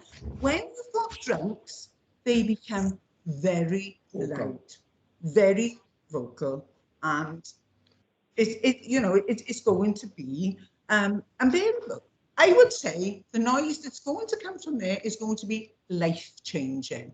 If he'd wanted to increase the size of the restaurant, why didn't he do it properly and apply for a solid building instead of a glass house and a bit of glass to try and prevent this? But Mrs Armstrong, with the COVID pandemic now, you just got to drive around the borough and you see marquees put in car parks all over the place, don't you? Yes. And I think to be fair, somebody can tell me if I'm wrong, but they are in fact allowed to put tables outside. Government has allowed pubs and restaurants to put tables outside where they've never been before. Yes, we've had no objection to the temporary arrangements. This is permanent. This isn't, you know, let people. The restaurant was bought in a pandemic. We didn't know how long it was going to be. No one's got a crystal ball. So he's bought the restaurant in a pandemic. He spent an awful lot of money on doing it up, and it looks beautiful from the pictures. It does look really nice, a high-class restaurant. And then you're going to have, as we've witnessed to date, you're going to have the drunks and big burly men, and they get louder and louder and laughter, as you would when you go out. Would you like to have the use of your garden taken away from you and spoilt by a load of drunks listening to a load of drunks on a daily basis. I appreciate it's mainly going to be Friday, Saturday and Sunday, and that Monday, Tuesday, Wednesday and Thursday be quieter, but we will be having this for 365 days a year. That is life-changing. There's no two ways about it. Sorry. Thank you, Mrs. Armstrong. Yeah. Okay. Deborah Rees. Oh, I think it's me. In fact, it's Mr. Rees. Oh, Mr. Rees, sorry for that. Yeah. What I'd just like to make the point, particularly to Mr. Phipps and Councillor Williams, what the residents are fearful of is not a doomsday scenario. It's the actual cumulative effect of what the new owners have done. If you add on the outside areas to the capacity of the proposed capacity of the restaurant, if you have a bar inside, if your bar is functioning, which it will do, whatever Mr. Phipps might say, if the outside area is functioning during the day, which it will do as a cafe type thing where people can have coffees if they want, not just alcohol. If you've got a function room upstairs with, okay, only a dozen or 10 covers, if you've got people coming there for takeaways and to buy alcohol back and forth, the cumulative effect is going to be massive on this village. Nobody can work out exactly how big it's going to be because the new owners have obfuscated all their plans by changing them as much as they have. So we're in a bit of limbo there. Whatever Mr. Phipps says again, what's the guarantee that they're not going to be changed again? And most of the work we're talking about has been done. So what guarantees have we got that what Mr. Phipps is telling the committee is accurate? So none, says the straight answer. This is not about guarantees, I'm afraid. I've said it before, I'm going to say it again. I cannot guarantee anything. If you need this to be guaranteed in order to allow it to meet with your approval, it strikes me it will never meet with your approval. But the licensing committee do not need it to be guaranteed. They need it to be, in their judgment, on a balance of probabilities, that which is likely. And what we say is the balance is fairly struck to allow this to be granted. So that I know that there's an appetite for this guarantee point, but it is, I'm afraid, not any part of this procedure. In terms of the numbers point, we submitted an application seeking 52 chairs. We've reviewed that in line with the discussions with the officers and on receipt of the representations down to 30, as you see, 12 and 18. If we're now being criticised for removing 22 of the seats that we first thought was reasonable, I'm afraid I'm bound to say that that's a shame. Because if I were to be facetious, if the criticism is that I've changed the plans, I don't imagine it would be terribly well received by you and colleagues or you and the residents if I said, well, fine, well, let's revert to the original plan. I mean, that we're trying our best here to find an accommodation that sits fairly here. Reducing the numbers by 22, which is not 50%, but 40%, isn't a poor action. It isn't a disappointing action. It's frankly a fair window into the soul of the operator here to say, okay, well, is he acting reasonable? Is he reflected on what's been said? I mean, I'm afraid the only answer you really can come to at that point is yes. How many times has he changed his plans? Well, I understand in the context of this, there was an original license application plan that was submitted for 52, and in front of us today is a plan for 30. Which was changed yesterday. Yeah, that's right. Yeah. That's not right. Not giving us enough time to prepare again. I don't think that my whole issue with this is it should have gone back out to license because it's a substantial change and it should go back out to the 28-day consultation. Unfortunately, sorry, Mr. Vips, can I just come in there? That's not right, because the condition they offered up is less than what they originally asked for. So they're trying to accommodate the objection. So it wouldn't be appropriate. So if we can move away from that point, please. Thank you. Thank you. So the next person to speak, Helen Williams, please. Thank you, Chair. Just to clarify a few points, maybe of points out for the committee, really, which might help the residents or not, I don't know. In regards to the off-licence part and the kind of takeaway collection of the alcohol, the applicant has offered up a condition in the operator schedule that this will only take place between 1 and 8 p.m. So you're not going to have vehicles turning up late at night to actually just collect alcohol. So I wasn't aware if perhaps the residents were aware of that. Oh, sorry, there's another point I was going to make. Oh, in terms of the plans, to be fair to the applicant, he's changed them in accordance to try and make it better, and he's done so following discussions and site visits by myself and the planning officers to try and reduce the impact as much as possible.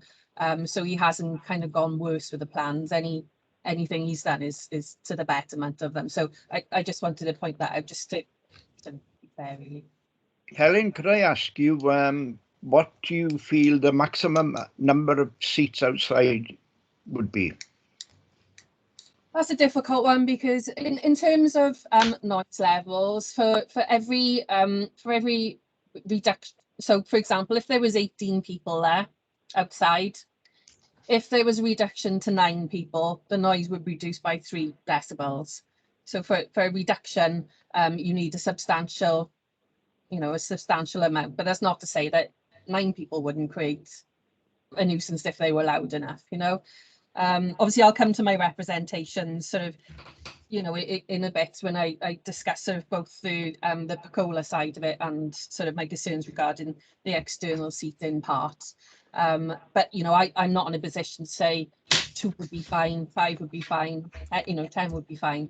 Obviously, 18 people, not all of them would be talking and laughing all at the same time, because obviously someone would be talking, someone would be listening. So out of 18 people outside, perhaps 10 to 12 of them, you know, maybe talking and laughing all at the same time. So, you know, the noise levels from that amount of people can still be a nuisance. But as I say, I'll come on to all that in my representations. But does that answer your query? Yes, thank you, Helen. Okay, thank you. Councillor Julia Williams. Thank you, Chair. This is my last question, because I think we're probably anxious to move on to the other representations. But most of the conversation so far has been about the bar and takeaway meals and wine. And the 18 seats outside, there's nothing been mentioned about the other 12 seats under the pergola, which presumably, if I remember rightly, are closer to the other houses on the back of El Prados. Are there any complaints about the other 12 seating under the pergola? We haven't had any. Councillor, I think it's fair to say that the committee's discretion is fairly engaged in respect of the pergola, because the representations cover everything. So we're not trying to suggest that you shouldn't fairly consider that the same. But it is also, I think, fair to say that because it's going to be glazed other than the one open panel, and I think that there's a suggestion it's being glazed today. That's actually wrong. We're having a new fire door installed today. But anyway, parking that, the glazing will obviously attenuate sound. The glazing's going to, make some accommodation. The space that's there used to be the bin store and bottle store. So whether the residents and the officer would accept this or not, we would be saying it's obviously a less sensitive, less concerning space. I've focused on the front because it's felt to me that the front is the focus of the primary concerns. I'm not being blasé about the pergola, but the pergola looks straightforward to me. It's the front that really is the issue. Okay, thank you very much. Mr. and Mrs. Armstrong. Hi. What is reasonable? I mean, we're not going to have any agreement on this. What is reasonable to them obviously isn't reasonable to us as residents. A better plan doesn't necessarily mean it's right at all. I just wanted to get that in there. The fact that the plan has been changed, that's there, right, up until late yesterday. But it doesn't mean it's right for the village, for the community and for the residents. Well, I entirely accept that point, but to this limited degree, please. The representations that have been received today are not from the community or the village. That wouldn't be fair. There are 3 residential representations and there's the representation from the officer. The community or the village haven't objected. We haven't seen all objections, and when I asked whether what would happen if people weren't attending the meeting but wanted to object, I was told that the councillors would see the paperwork and that we wouldn't necessarily. So I don't know what the position is there. I don't know if the residents... Right, sorry, can I come in there, please? Maybe the licensing officer can answer that point, please, about the representations. Legal. It's Yvonne here. Chair, I can confirm that the only representations received are those shown in the report. There were no other representations from residents. And as I explained to Mrs. Armstrong, you are seeing the representations that were submitted in respect to this application. I actually thought if they weren't coming to the meeting, and I did ask you about this, well, I've interpreted your reply differently. I thought that the councillors would see others, but not us. So that's my mistake, and I apologise for it. No problem. So yes, everybody who made representations was then invited to attend if they could. Right. Okay. Alan. Yeah, just going back to the point that was mentioned earlier about the pergola.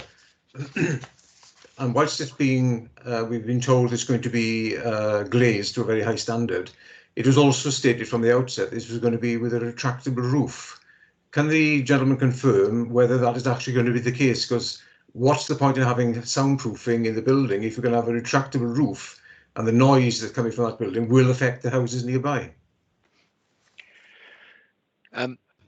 In reality, Councillor, I think probably Geraint is in a better position to answer on the architectural nature of it. But the one thing that I do know is that the pergola, the glazing, one side, the side I think facing the car park, is not going to be glazed. So my point was intended to be it will have glazing that will attenuate it. It is not making it inside, because the very nature of what we're doing is, as I've mentioned, sort of coronavirus inspired and aerated, drafty, etc. spaces fall into one category and inside spaces fall into another. That's why outside spaces are permitted to open today and inside spaces are not. So when the roof is retracted, if the roof is retractable, Geraint will confirm, we get the fact that there will be more risk at that point, but we believe we can manage that risk. It's a space for 12 people.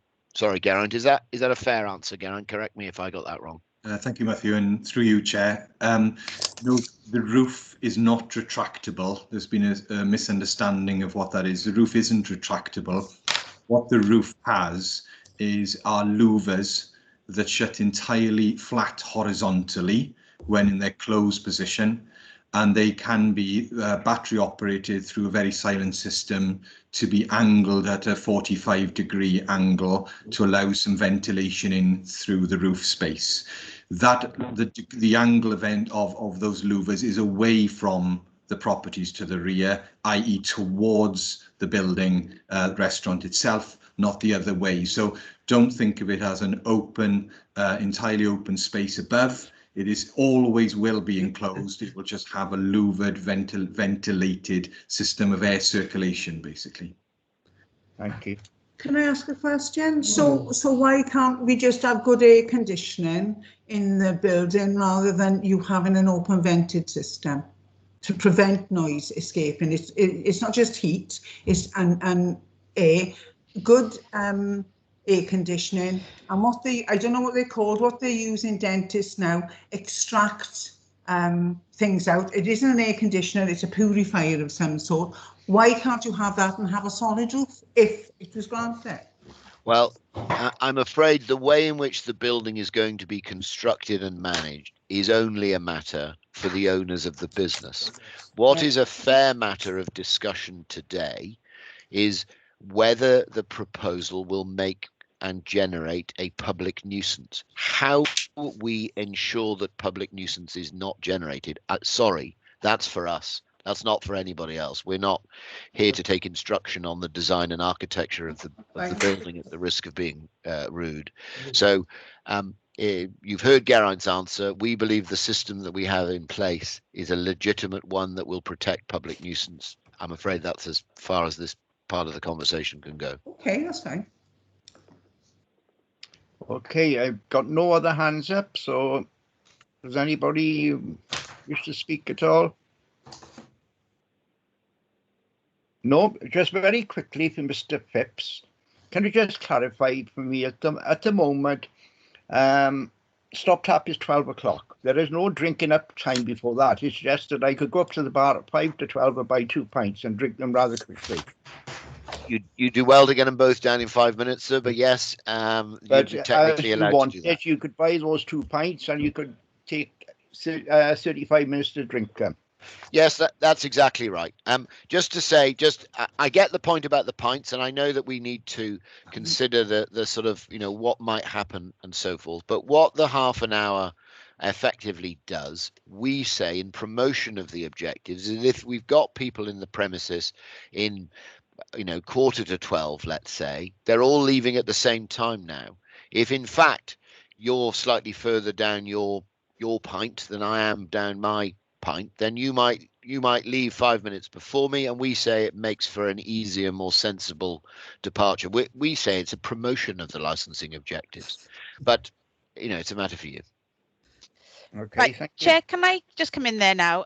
If we're moving on to the objectives case, I would suggest a 10-minute comfort break for everybody before we start on that start of the aspect of the appeal. Well, thank you. Andrea, I was going to say 5 minutes. 10 minutes is fine.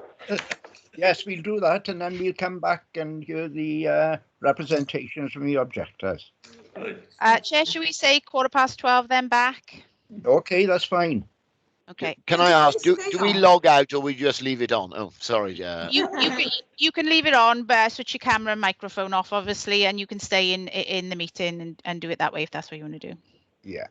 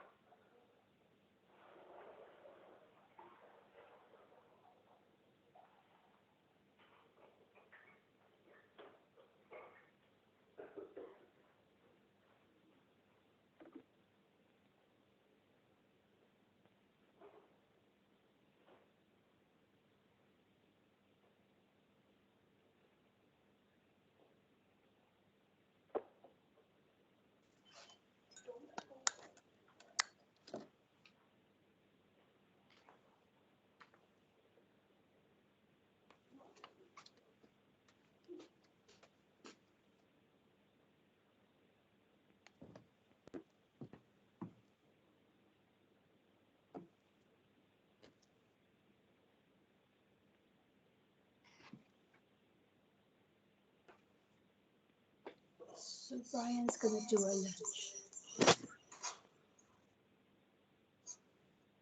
So what's going to happen now?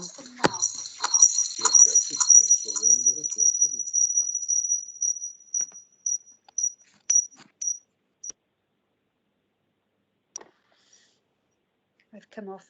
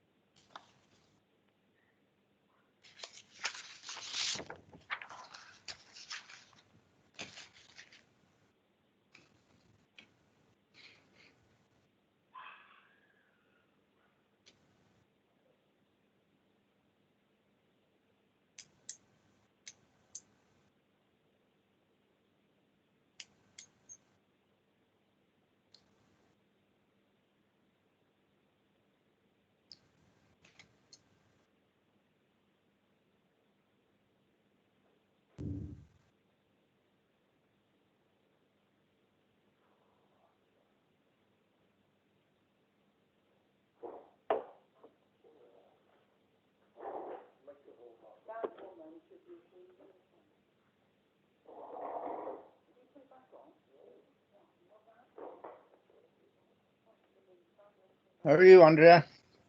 Hi, all right. Chair, perhaps you, when you commence at 15:15, just confirm that all the parties are present and ask them to put their cameras on to confirm it, so that you know everybody's here. And I'll ask if people cannot go over points already made. Yeah, please. Can everyone present put their cameras on, please, so the chair can see that everybody who's supposed to be at the meeting is back.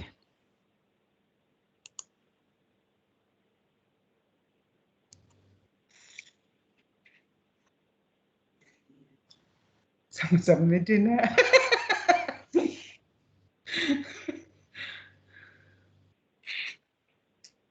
Right, I think we're, oh no, we're not, we've got everybody now. Yeah, everybody's back, Chair. Okay, thank you. So we'll continue now on to the appellants, and probably best if we go in appendix order. So the first is Helen Williams of Shared Regulatory Service. Okay, thank you, Chair. The application before you is obviously a more scaled down version to what the applicant has originally applied for, with almost half the amount of customers externally, reducing the closing time of the outside area to 9:30 for the front, and no music being played externally when taking into account the amended plans and conditions being applied for by the applicant. The conditions offered by the applicant, whilst they will help manage the noise, won't obviously won't necessarily prevent the noise. I'm particularly concerned about the noise from 18 customers who would be socialising externally in the front of the car park. And in my opinion, these could still impact on the closest residential dwellings, particularly the property behind at Teething Gwaun.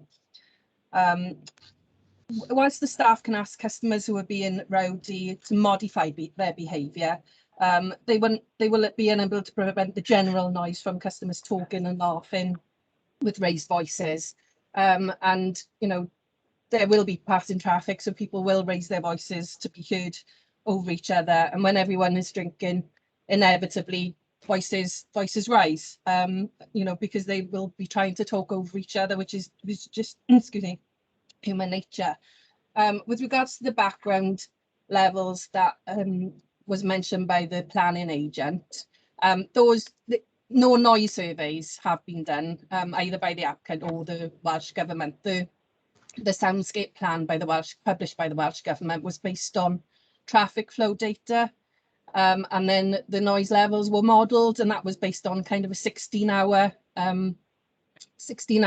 time period. So what it doesn't take into account is the individual time period, so you know when it will be quieter. And the property behind Teething Gwaun will as well be slightly reduced, because obviously they will have the fence there and it will be sheltered more from the highway. So in addition, the use of the front external area is could have as well unintended consequences from the noise levels emanated from the restaurant itself, because if the bifold doors are left open, which inevitably they will be in the warm weather or hot weather, you'll also get the noise from the internal noise from the restaurant as well, which can emanate outside. The applicant has been operating outside throughout the deregulation period, and although I can confirm there haven't been any complaints, the weather as well hasn't been particularly great. So, you know, they might have been operating at full capacity on a handful of occasions, but people might not have had their windows open. They wouldn't generally be out in the garden this time because, as I say, the weather's not been particularly great. The conditions offered by the applicant are appreciated, as I say, but there's still a potential for public nuisance that can be caused by the external seating area. And on that basis, I would have to maintain my objection to that area. With regards to the pergola, it is a louvered, as explained by the planning agent, it is a louvered roof, which can be open. So regardless of the direction it opens, noise from there would come out if it is left open. It is it will be enclosed on 3 sides, with opening at the front. So on that basis, I do believe that for most of the time noise could be controlled in that area, but I would ask for the timings to be restricted to 9:30 to that area and not the 10 o'clock being applied for that particular area. You know, this will be particularly the case because the pergola will be glazed, and as you're aware, glazed areas get very hot in the summer. You've only been in a conservatory and it's absolutely boiling as soon as the sun comes out. So, you know, the roof will be open on occasions, no doubt about it. So in terms of kind of the conditions, I would, you know, for the pergola area, because obviously I'm still maintaining my objection to the main external area. I would like also a condition to be included, which is part of the discussion, the planning anyway. They say the glazing is put on the pergola and that the fence is upgraded to acoustic standards, so that it does give extra protection for the property behind. So that's all I've got to say in respect of my representations, if anybody wants to ask questions. Okay. Thank you, Helen. Any questions, please?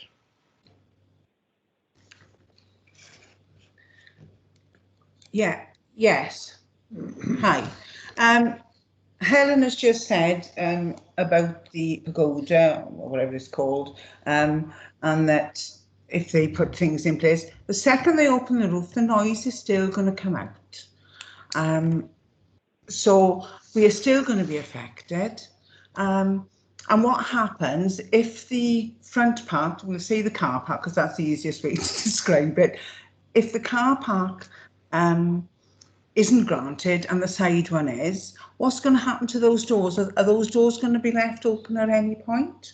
Or is it going to be a sealed unit so that clients and staff, would they use that as a throughput to go into the side bit? Because again, the noise would still escape. Would that be you, Helen, or would that be the solicitor that would have to answer that? Probably a bit of both, I think. In terms of the noise, I've done some calculations just based on 12 people using the pergola. So I do believe that it probably can be controlled if it's managed correctly, if all the conditions that are being imposed are managed correctly. But as I say, I don't think it will be late at night, so that's why I would request that area is the 9:30 timing is applied to that area as well. I don't know, Matthew, if you want to come in with regards to the second part of the question regarding sort of, from what I understand of the plans, there's a door that goes directly into the pergola, so they don't come out. They don't need to come out with the bifold doors. But correct me if that's wrong. Or... No, I think that's right. I think that's fair. So where is the door for the entrance to the pagoda? Inside the building. Inside the building. I just need that clarified in my head. The pergola itself, the front part will be open, but it's going to be round the side. So it's not included inside. Is there a door from the building, the main building, into the pagoda, or a walkway for them to take their food and drink through? From what I understand, there's a doorway going straight into the pergola as well. So why do you need a door on the side? On the front. Does that make sense? Because if you can have a door, they can open that. I don't understand. It's not really relevant because the premises is as it is. So, you know, where they decide to put their doors, etc., it's not something for the licensing committee to decide.